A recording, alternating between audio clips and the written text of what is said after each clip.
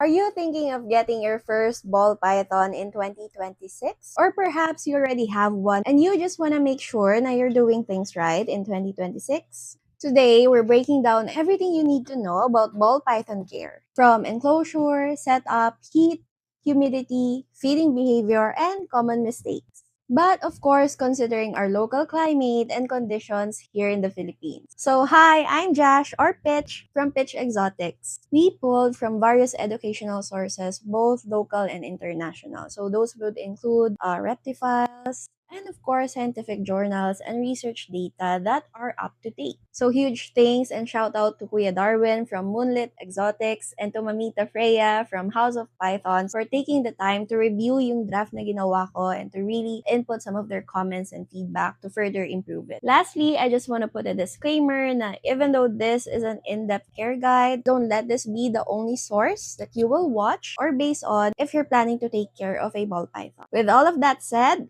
without further ado, let's get right into the video. So, ball python origin and biology. Ball pythons or Python regius are actually native to Central and West Africa. They are terrestrial ambush predators with fossorial tendencies. So, ang haba, di ba? Let's break it down ano ibig sabihin nun. By terrestrial, meaning they spend most of their time on or near the ground. And then, ambush predators, since they are heavy-bodied snakes, hindi sila ganun kabilis gumalaw, so they lie in wait for their prey.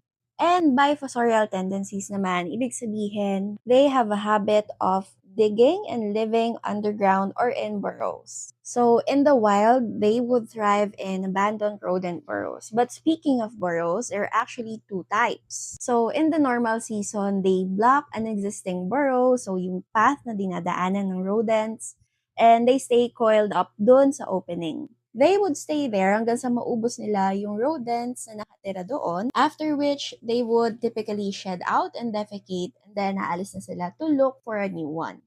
Now, another type of burrow is during the breeding and mating season. So during egg laying season, that's the time that they look for an abandoned rodent burrow to lay their eggs. Next would be longevity. So these snakes in captivity would typically live between 20 to 30 years, depende sa care. So these aren't short-term pets or starter pets that you can get. So really, these pets are a long-term commitment. If you're looking for a starter pet or something na pangalaga sa bata, perhaps you might want to try hamsters instead. So they are primarily crepuscular or nocturnal. Ano ibig sabihin nun? Crepuscular, ibig sabihin they are mostly active during dawn or dusk.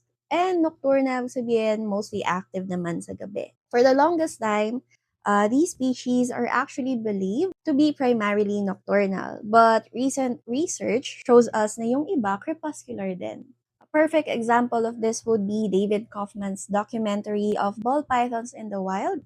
So if you haven't watched that, I recommend it. It's really good.